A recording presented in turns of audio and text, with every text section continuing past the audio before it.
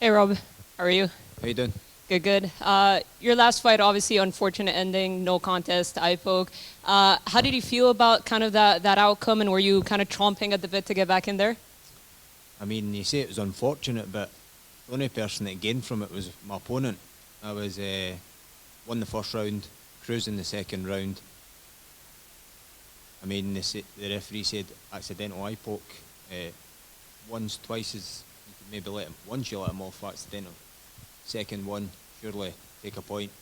Third one, you've got to then have a serious word whether it's a disqualification or another point. Six times he poked me in the eye. Three times the action had to get stopped for it.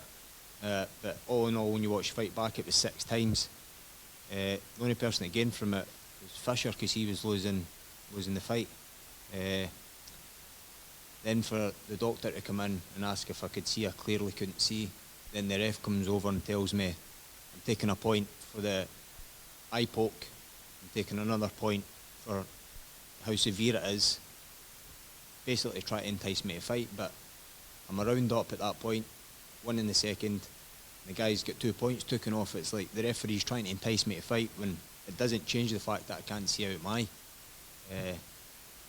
More pissed off than anything, especially when it comes down to that. And then for it to go back to the Bellator Commission and for them to drag me along and say it's in their lawyer's hands and we'll try and sort it out because of the way the referee worded it, saying it was accidental. So it goes down as a no contest, so anybody that knows the fight game, you get your show money and you get your run money. So if it goes down as a no contest, that means I only get my show money, which is terrible.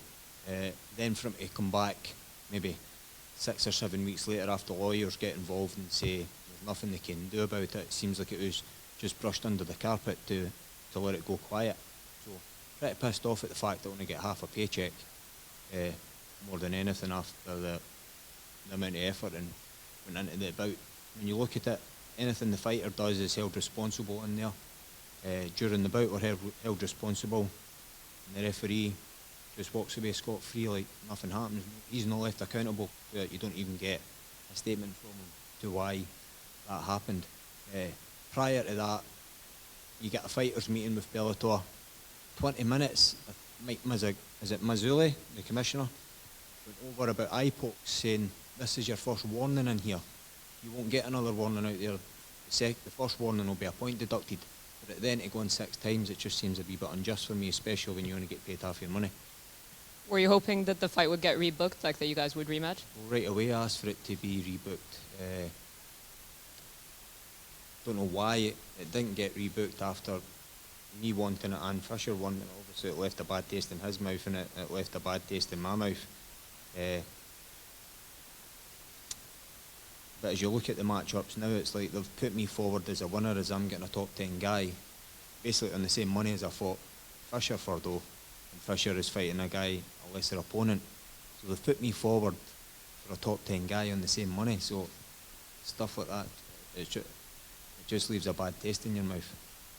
Well, you said obviously because you're getting a former title challenger now. Are you past the Fisher fight, or is that something that you could ask for after this? I still want it in the future. I still want my win money. And in terms of Daniel Weichel, I mean, he's 2-3 in his last 5. He was on a nice run before that. Do you feel like he's kind of declined a little bit? What are your thoughts on him? Oh, you look at the opponents he's fought, and it's not like he's fighting unknown guys or people that are decent opponents. He's lost to good opponents. At the top level, everybody can win and lose quite easily, whether it's a no contest, eye poke, or whatever goes down in those 15 minutes. I don't think when you're fighting at this level, if you go on a 2-3 skid, that you're on the decline. It's just, it hasn't went his way in the night, and that's it. He's still as dangerous as he has been before his skid. And one last one for me. Since parting ways with the UFC, you've been unbeaten. Would you kind of point to something that has changed, whether in preparation or just mentally or physically or anything like that? Not really, because when you look at the opponents I faced in the UFC, again I fought a top 10 guy, Dan Elkins, lost to him, and then lost a split decision to a Brazilian in Croatia who got popped for steroids after the fight, and everybody thought that I won the fight. Scoring judges thought I won it. And for one of the judges in Croatia to give a 30-27 to him, the scoring was way off. So it's not like I've went on a run. I was always winning. It's just the opponents I faced, and I was unfortunate to come off the end of a bad decision loss, a split decision.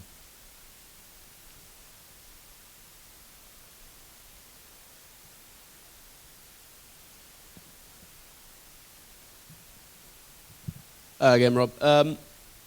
Just go back to your opponent. Obviously, a guy with a lot of fights, almost 60 pro fights. You're obviously a very experienced fighter yourself. Daniel's been fighting in Bellator since 2014. Do you think there is an experience difference, or do you think that the level of competition that you face sort of cancels that out a little bit? Well, I was just going to say that before you even finished your question. When you look at the opponents I've faced in my last 10 fights, and you look at the opponents he's fought over, what is it, 60 fights or 55 fights or whatever, I don't think you get much more experience than fighting at the top level and the top level guys. Obviously it's more familiar to him. He's had 55 fights. I think it's a difference from, was it my 20 or 21? But as far as experience goes, I don't think there's much more that I can see, especially from an older veteran like himself. It's not like he's an up-and-coming flashy youngster. He's still fighting the same way. I don't think experience comes down to it, just who's going to be better on the night.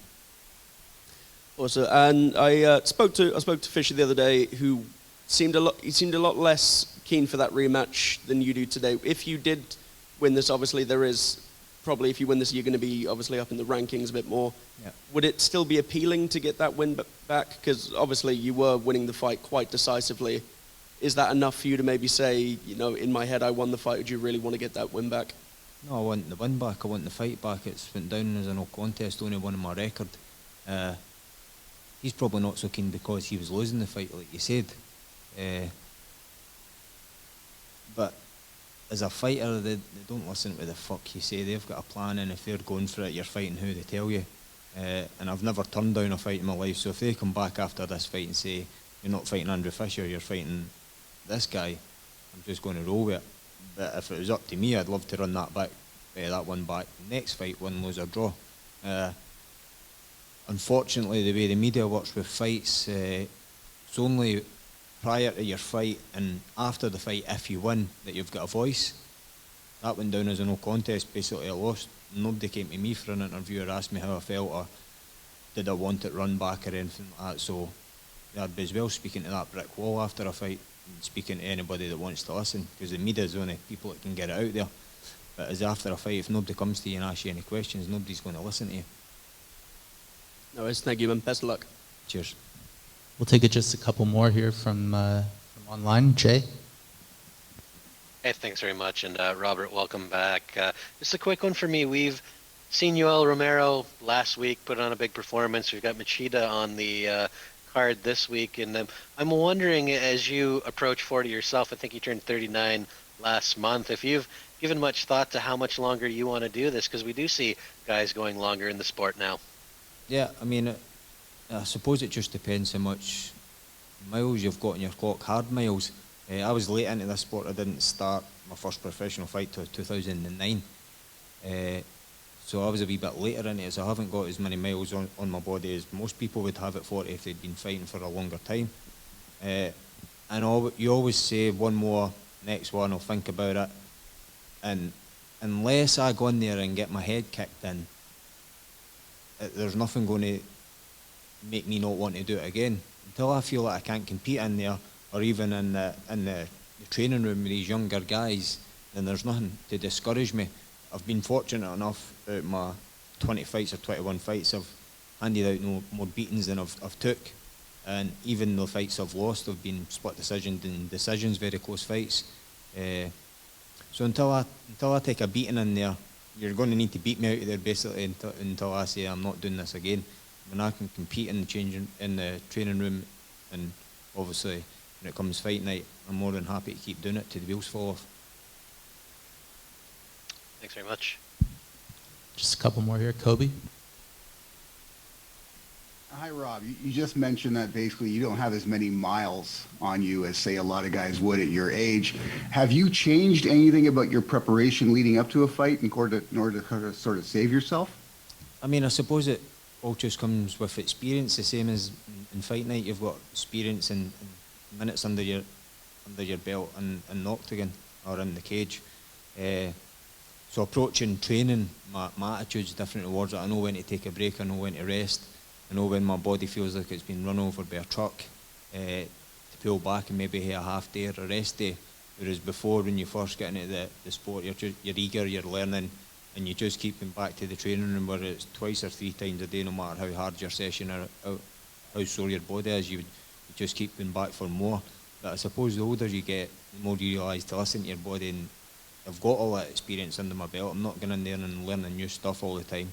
And when I am learning, it's technical sessions, so they're not as hard on the body. So it's just really listening to my body and knowing when to push and when not to push. All right. Good luck, buddy. Cheers. Ken? Hey, Robert K. Williams for Ken Chronicles Media. You know, getting poked in the eye is a very traumatic experience. How does that affect you going into the cage mentally? And also at 39 years old, do you feel like you have advantages over younger fighters because you're a seasoned fighter? I mean, obviously, the more experience you've got more advantages. Know when to push from the fight, know when to rest, know when to take your rest. Fight IQ, all that comes with experience.